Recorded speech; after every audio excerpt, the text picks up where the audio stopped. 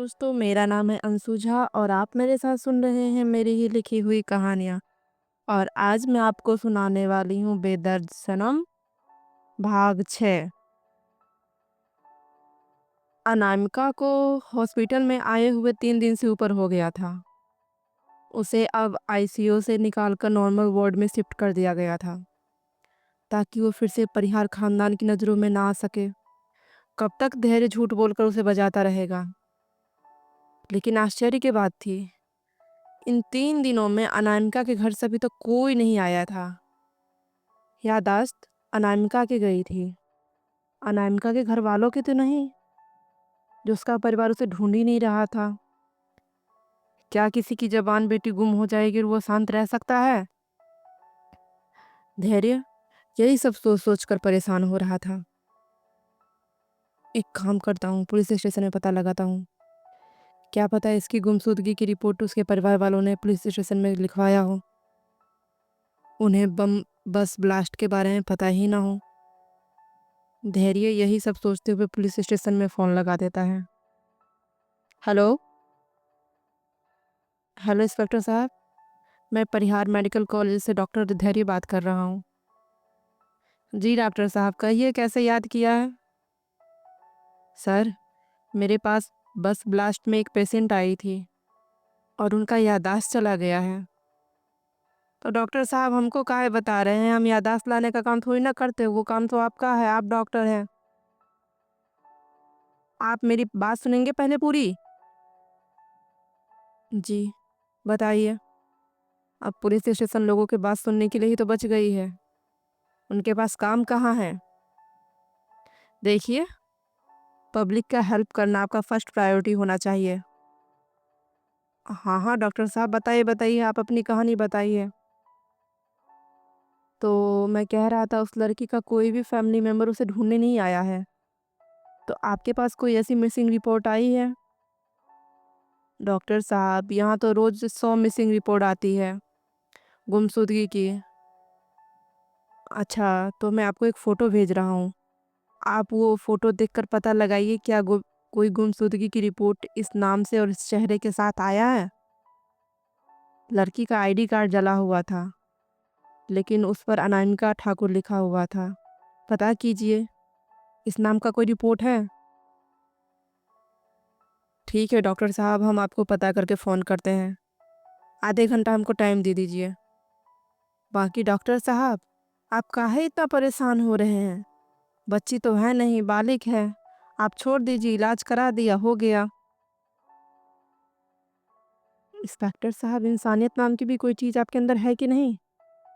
उनको कुछ याद नहीं और मैं ऐसे कैसे छोड़ दूँ? क्या डॉक्टर परिहार बाबू, इंसानियत का नाम आपके मुँह से अच्छा नहीं लगता है? क्या मतलब आपका? डॉक्टर साहब, आप तो मतलब अच्छी तरह से समझते हैं। खैर, अभी रखते हैं। कोई रिपोर्ट लिखवाने आया है। आप अपनी मतलब अपने पास रखिए और जो मैंने कहा है उसकी डिटेल मुझे भेज दीजिए। अगर कोई रिपोर्ट इस नाम का है, तो आप मुझे इस नंबर पर व्हाट्सएप कर दीजिएगा। ठीक है। धैर्य अपना फ़ोन रख देता है। तभी उसका मोबाइल फिर से बजने लग जाता है। अथर्व का नंबर देखकर उसके चेहरे पर स्माइल आ जाती है। हेलो भाई, भाभी के साथ आपका फ़ोन एंगेज आ रहा था क्या? भाभी? कौन सी भाभी? आपकी गर्लफ्रेंड? पागल हो गया है। भाई, मैं आपको पिछले 5 मिनट से आपको कॉल कर रहा हूँ और फ़ोन बिज़ी बता रहा है। हाँ, क्योंकि मैं इंस्पेक्टर साहब से बात कर रहा था। किस बारे में? अरे वो अनामिका। छोड़, मैं तुझे क्यों बता रहा हूँ। भाई, पहली बार आपके मुंह से किसी लड़की का नाम निकला है। बताइए ना कौन है वो? पेशेंट है, उसी के आइडेंटिटी के बारे में और इंस्पेक्टर साहब से बात कर रहा था। मूड खराब कर देते डॉक्टर पेशेंट का नाम लेकर। अथर्व, डॉक्टर पेशेंट का नाम लेकर मूड खराब नहीं, मूड बनना चाहिए, तभी तो अच्छे से इलाज कर पाएंगे। छोड़िए भाई, आप अपना डॉक्टर पेशेंट अपने पास रखिए। ये बताइए कि आप कैसे हैं? मैं तो ठीक हूँ, तू बता, तू कैसा है और कहाँ है? भाई मुंबई। और कब तक तुम्हारे आने का प्रोग्राम है? जब यहाँ से मन भर जाएगा। मन भर जाएगा या जेब से पैसा खाली हो जाएगा? भाई अथर्व, मेरे पास कोई पैसे नहीं है। झूठ मत बोलिए भाई, आपके पास हमेशा पैसे रहते हैं। अथर्व, सच में मेरे पास पैसे नहीं थे। जो पैसे थे मैंने हॉस्पिटल का बिल पेमेंट कर दिया है।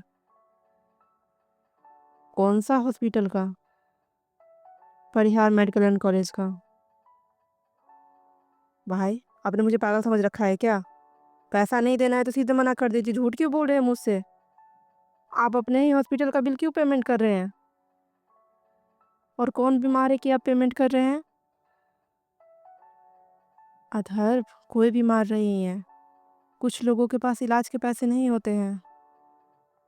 तो मेरे दाता कर्ण भाई, आप लोगों की जिम्मेदारी उठाने के लिए इस दुनिया में नहीं आए हैं। मेरी जिम्मेदारी उठाने के लिए आए हैं। आप मेरे बड़े भाई हैं और मुझे पैसे चाहिए। अथर्व, मैंने तुम्हें 10 दिन पहले भी पैसे भेजे थे, खत्म हो गए भाई। अथर्व, तुम्हें पता है चाचू को पता लगेगा कि तू कहाँ है और क्या कर रहा है तो क्या करेंगे वो तेरे साथ? भाई छोड़िए ना पापा का। मैं दिल का डॉक्टर हूँ, अपने दिल का इलाज खोज रहा हूँ।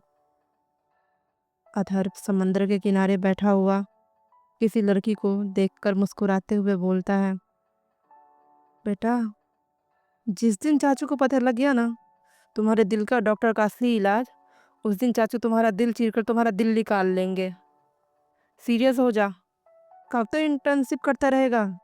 तुम्हारे नाम का केबिन तैयार हो रहा है, अपना पोजीशन संभालने के लिए आ जा।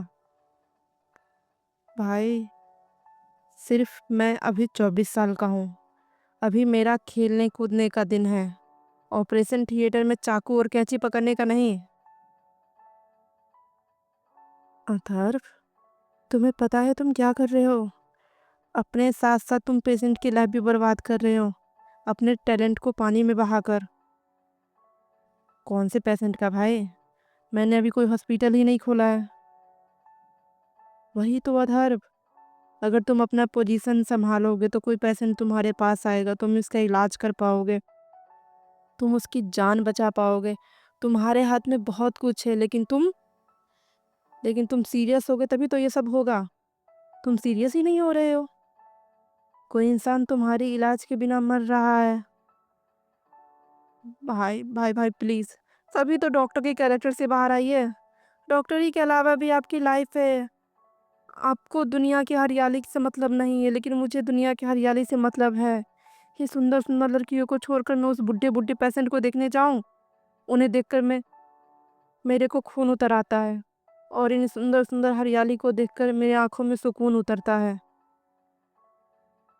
मैं क्या करूं बताइए? अथर्व, तुम अपना माइंड सेट बदलो। लड़कियां इस समय बस बर्बाद करती हैं, और एक लड़की पर अपना दिल और दिमाग क्यों नहीं टिकाते हो? और डॉक्टर को पेशेंट को देखकर सुकून महसूस होना चाहिए, ना कि खून खोलना चाहिए। बचपना बंद करो और जल्दी से वापिस आओ।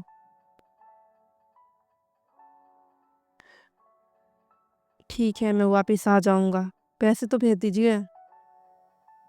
अथर्व, सच में मेरे पास पैसे नहीं है। हॉस्पिटल अकाउंट से भेज दीजिए। पागल हो गया है? तुझे पता है ताऊ जी को पता लगेगा तो हॉस्पिटल से पे उठा लेंगे। झूठ बोल रहे हैं ना?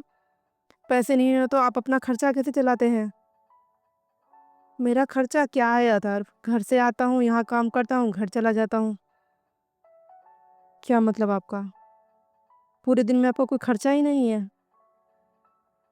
नहीं, गाड़ी का पेट्रोल पापा ही डलवाते हैं, खाना माँ घर से दे ही देती है, कॉफ़ी वगैरह कैंटीन से आ ही जाता है, तो मेरा खर्चा क्या है? और हो गए इस महीने के तो 15 दिन बीत ही गए, 15 दिन बाकी है। अगले महीने तक मेरे अकाउंट में पैसा आ जाएंगे। तो 15 दिन आप बिना पैसों के रहोगे? हाँ भाई, आपकी बीवी तो आपका चरण धोकर पिएगी। इतना पैसा बचाने वाला पति जो मिलेगा। वैसे कोई हॉस्पिटल में पसंद आई कि नहीं? तुम्हारी तरह लड़कियों को देखने का मेरे पास ना टाइम है ना हुनर है। मैं भी किस बोरिंग इंसान से पूछ रहा हूँ जिसे किताब के अलावा कुछ दिखता ही नहीं है। तो ये सब छोड़, बता कब आएगा? परसों आ रहा हूँ, पैसे का जुगाड़ तो करने दीजिए। ठीक है, लेकिन मुझे वेलकम पार्टी चाहिए। बताता हूँ चाचू को तुम्हारा करतूत। चाचू तुम्हारा वेलकम पार्टी अच्छे से करेंगे।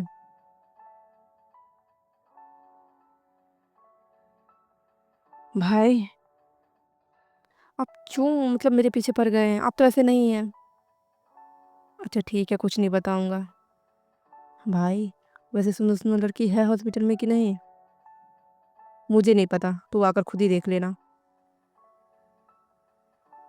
सर, वार्ड नंबर 30 में न्यू पेशेंट आया है, इमरजेंसी है, चलिए। उत्कर्ष धैर्य की केबिन में आते हुए कहता है, अथर्व मैं रखता हूँ, जल्दी से टिकट कटा और दिल्ली आ। धैर्य अपनी बात कहकर फोन रखते हुए उत्कर्ष के साथ चला जाता है। दूसरी तरफ स्वदेश परिहार जी गोस्वामी साहब के साथ मीटिंग कर रहे थे, अपने बड़े भाई के साथ। मिस्टर परिहार, एक बार आप मेरी बेटी से मिलिए तो सही, उसे देखिए तो सही, हर फील्ड में टॉपर है। गोस्वामी साहब अपने बेटी का गुणों का गुणगान करते हुए बोलते हैं, क्या देखे गोस्वामी साहब, आपकी बेटी में क्या नया होगा और खास होगा? वही 2 हाथ, वही 2 पैर, वही 2 आँख, वही 2 कान, और ये सब चलता हुआ रहना चाहिए, बस जुबान के अलावा। क्या मतलब आपका? गूंगी लड़की चाहिए? नहीं नहीं गोस्वामी साहब, हमें गूंगी बहू नहीं चाहिए, लेकिन हाँ, गूंगा होना चाहिए। हमारा मतलब साफ है गोस्वामी साहब, हमारे बेटी के लिए हमारे घर में संस्कारी बहू चाहिए, नए जमाने की मॉडर्न बहू नहीं। आज भी हमारे घर में बहुएं ससुर के सामने सर पर पल्ला रखती है और आंखें नीची करके खड़ी रहती है, और बड़ों के बीच जुबान नहीं खोलती है। आप समझ रहे हैं ना? अगर आपकी बेटी मॉडर्न सोच की है तो आप हमें पहले ही बता दीजिए, ताकि हम इस रिश्ते के बारे में दोबारा सोच सकें, क्योंकि हमारे घर में शादियां टूटती नहीं हैं। नहीं नहीं नहीं नहीं परिहार साहब, आपको इन सब में से कोई भी शिकायत का मौका नहीं मिलेगा। लेकिन 11 करोड़ कुछ ज़्यादा नहीं है? गोस्वामी साहब, आपके पास पैसा की कोई कमी थोड़ी ना है। लेकिन मिस्टर परिहार, मेरा एक बेटा भी है, मुझे उसका भी फ्यूचर सोच कर चलना होगा ना। तो सोच लीजिए, आप अपने बेटे का ही फ्यूचर सोच लीजिए। बेटी को किसी अरे गरे घर में शादी कर दीजिएगा, हमारे धैर्य जैसा हीरा तो नहीं ही मिलेगा। इंडिया का top cardiologist, Parihar and medical college का डायरेक्टर, जानते हैं हमारी बेटी की वैल्यू क्या है?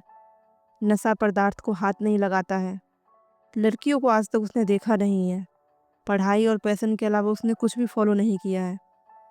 पैसे वाले तो आपको बहुत मिल जाएंगे गोस्वामी साहब, लेकिन लड़का धैर्य जैसा हीरा कहीं और नहीं मिल पाएगा।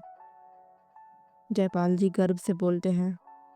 स्वदेश जी की आंखों में गर्व झलक रहा था, आखिर इतना आदर्श और होनहार बेटा उन्हीं का था।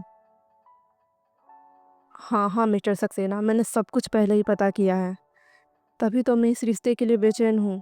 और मुझे धैर्य बहुत पसंद है, वो मेरी बेटी के लिए परफेक्ट है। लेकिन तो फिर बीच में लेकिन क्यों लगा रहे हैं? जो करेंगे अपनी बेटी के लिए अभी ही करेंगे ना, बाद में तो आपसे हिस्सा लेने थोड़ी ना आएगी। आप भी इतने दिनों से परेशान थे, धैर्य कब वापस आ रहा है, कब वापस आ रहा है। इसलिए उसके वापस आने के बाद सबसे पहले अपॉर्चुनिटी मैंने आपको दी है, क्योंकि इस साल हमें धैर्य की शादी करनी है, सही उम्र है उसका। बाकी आपके पीछे लाइन में बहुत सारे लोग हैं, आपकी जैसी मर्जी चले वैसे हमें बोल दीजिएगा। अब हम लोग निकलते हैं।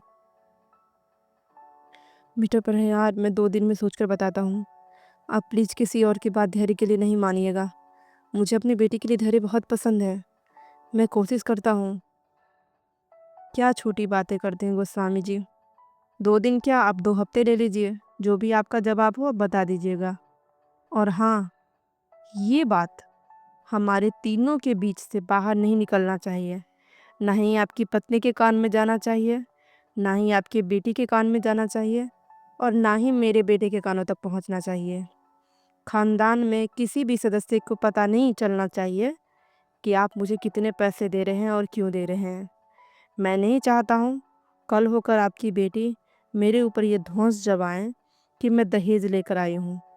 और सबसे बड़ी बात, धैर्य को पता लगेगा तो वो कभी इस शादी के लिए हाँ नहीं कहेगा। वो इन सब मामले में थोड़ा स्ट्रिक्ट है। आप समझ रहे हैं ना मैं क्या कह रहा हूँ? आप हमें फाइनल डिसीजन बता दीजिएगा, फिर हम घर में बताएंगे ताकि देखने सुनने का प्रोग्राम हो। जी जी, मैं 2-3 दिनों में आपको बता देता हूँ। सोच लीजिए गोस्वामी साहब, फ़ायदे का सौदा है, नुकसान तो हमारा ही हो रहा है। जी, मैं आपको सोचकर बताता हूँ। स्वदेश जी खामोशी से जयपाल जी की बातें सुन रहे थे। भैया, आप ये ठीक तो कर रहे हैं ना? गाड़ी में बैठते ही स्वदेश जी सवाल करते हैं। क्या ठीक कर रहा हूँ? नहीं कर रहा हूँ। ये इतना दहेज लेना, अगर धैर्य को पता लगा तो? आज तक लक्ष्य और लक्ष्य की पत्नी को पता लगा है कि वो कितना दहेज देकर आई है? क्या? अपने लक्ष्य की शादी में दहेज ले रखा है? हाँ, 5 साल पहले पूरे 7 करोड़ लिया था। और आपने मुझे बताया भी नहीं।